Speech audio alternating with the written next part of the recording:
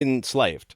And not to mention the fact that Richard just unleashed the Mariswith Queen on Aiden Drill. And fuck. he, at the beginning of this, when we rejoined him, had a little thought about that too. Like, I don't know what the fuck I just did. I don't know if that's bad. Maybe she's not going to cause trouble.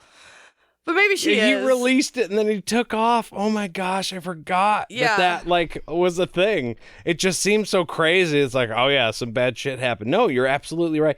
He's like, all right, we're going to beat the bad guy and then we're going to head home. Well, maybe you guys should come to Dahara, actually. Yeah. And Aiden Drill's not looking good right now. Yeah, he's assuming that Zed is here too. So he's like, Zed's gonna be pissed, Kahlan's gonna be pissed, everyone's gonna be pissed at me for doing that. But hopefully they'll be able to fix it with me. I screwed up a lot, guys. It's like really bad out there. Yeah, I fucked up. But okay, so Richard doesn't even think that this plan is gonna work of the sisters, because he's like, if you serve the Keeper, that's working against me, because I want the Keeper to not be released from the underworld. But the sisters are like, hey, as long as we don't try to hurt you directly, it's gonna work fine. Because, like, even though we're working towards the end of the world, technically, we're not trying to kill you specifically. So we're morally ambiguous, which means it's fine. Yeah, as long as we don't state. I mean, I don't know. That whole thing was weird. She's like, no, but you're different morally from us. We're bad guys. So it doesn't really matter where our loyalties lie because we're bad guys. And you know we're bad guys. So it's fine. Yeah, like we were already working towards opposite ends. It's fine. We're literally here to break the rules to further the plot. Not that that's the only reason they're here. Just like that's what bad guys do for stories. So we're going to break the rules, and it actually works this way now. And there it is. But it lays the groundwork for future interesting issues where they are actively working towards a goal that he is actively working against. And, though, they cannot hurt him. Like, if they're put in each other's, like, direct lines of fire in that pursuit, then they can't hurt him. So, I mean, at least he has that advantage. He gets somewhat of a free pass. Yeah. At least from that. Of course, if Jagang isn't an issue and they break loyalty, like if Richard takes care of the Jagang problem and they break their loyalty with him, then it really won't matter at all anyways. Because they're bad guys. So, whatever. They're gonna be bad guys.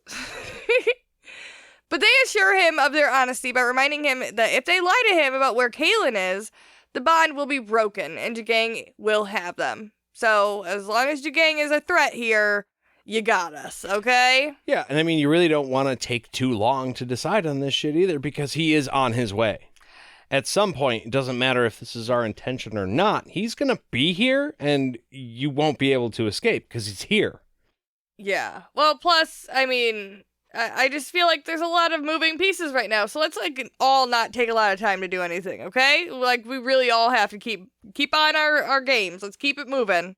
So, desperate to save Kahlan and weighing his option, he eyes the prelate's ring on Ulysses' finger and is like, yo, not yours. Give it to me right fucking now. It's ours as in we want it. Without hesitation, she pulls it off her finger and tosses it to him. She's like, yeah, cool. I don't care. I don't want it. Here, fucking have it. It's yours. I'm only here because Jagang made me come back here, okay? Let's be fucking real. I only took it because I wanted to use it as a bottle opener, and it's not good for that. So, there you go. Whatever. It's cool. In the end, seemingly both with passion and reason, Richard says, bargain struck. He's like, okay, this is, best option that I have at this moment. We're going to do it. Which is funny. We talked about that earlier in the book. Had Richard said, look, this is the best option I have right now, logically thought it out and came to that conclusion, then we wouldn't have believed some of the things he did were for passion. Right. But he said it this time. So like, okay, he's actually using his brain. Yeah, he's not just flying off the handle. And it's interesting also because we don't actually see the swearing of loyalty. I don't know, it's kind of weird because originally it's supposed to be that the long devotion, right?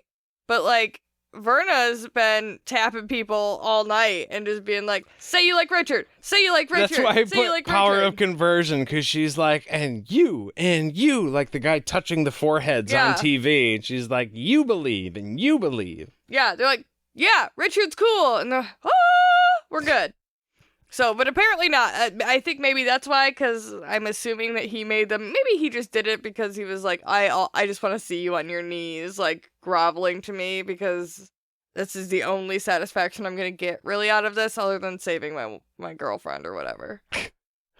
Yeah, I had a thought. It's like you could say, in the name of the grandfather and the grandson and the sword and spirit. Oh, wow. Yeah. Oh, yeah. Oh, wow.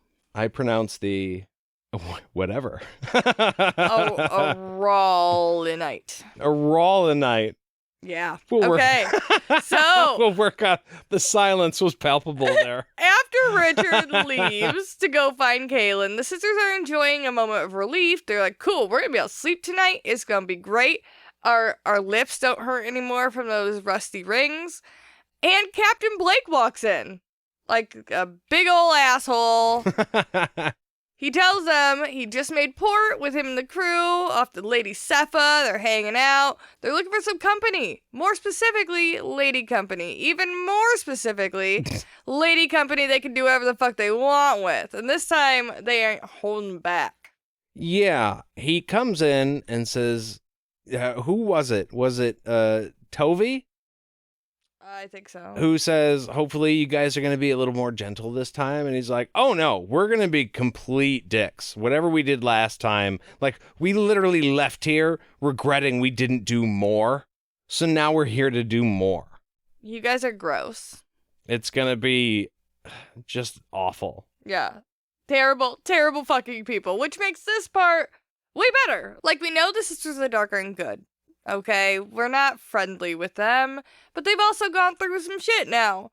And it is really nice to see them take their power back a little bit in this instance, because fuck these guys. They're evil, and they are not to be trusted, but they have been taken down at least a peg. Yeah. And you feel for them. Because evil or not, they've been abused and used, and that's awful for literally anybody that happens to. So you're like, oh, poor bad guys. Oh. And these guys are worse. So. Yeah, these are the guys brutalizing the bad guy, which makes them twice as bad. Yeah. They should get an auto kill. Yeah. Like the sword, you know, how if Richard thinks that somebody's innocent, it will not harm that person. I feel like if he steps out onto a battlefield with these fuckers, the sword just flies out of his hand, decapitates them, and then flies back to Richard, and then it's like, okay, now do your thing. Just wanted to get that out of the way. See, those pieces of shit go first. What is interesting is a good guy brutalizing a bad guy doesn't make them a bad guy. But I guess a good guy wouldn't do the type of shit that the bad guys do to the bad guys. So that's why they're bad guys. I mean, like, take his time. Yeah. See, that the auto sword thing works then. Yeah. Done.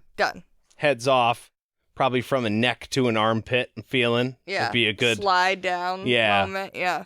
So Elisha slams a knife into the back of this dude's hand on the table and says, yeah, no, what? Yeah, let's go back to the ship. And then force punches him across the room and rips his hand in two. Yeah, so, okay. At first, I was like, hands on the table, knife is through the hand, and then when he's force pushed, like you put it, his hand comes up off the knife and he flies away. That's not what happened. No. Why would that happen? The knife goes into the center of his hand, and then what I like to imagine is... it cuts its way between the ring finger and the middle finger, creating like a sort of live long and prosper permanently thing on his hand.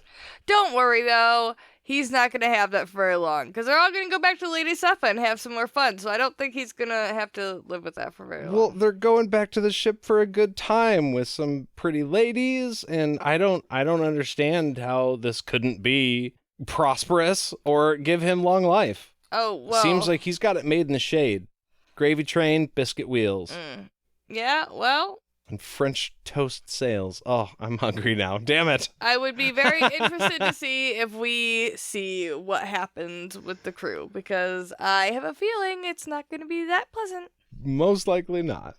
But that is the end of the chapter, ladies and gentlemen. Yeah, speaking of pleasant, it was pleasant being able to drink this beer and hang out with you, JD specifically, and all of you listeners.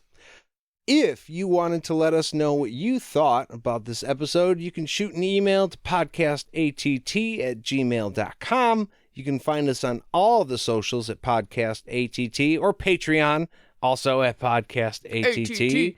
You can pledge any amount from $1 to $10. It helps us out immensely. And if, you know what, helping monetarily is not your thing, that's cool. You just leave us a review. Me and Jade were actually reading a few of those tonight, and we were pleasantly surprised they were all 5 stars. Yes. Yay. So thank you. Thank you all very, very much. Thank you. Very, very much. Very, very. Thanks a lot. A bunch.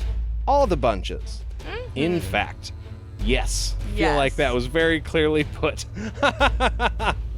Thank you all very much for listening, and we will see you real soon. Mm-hmm.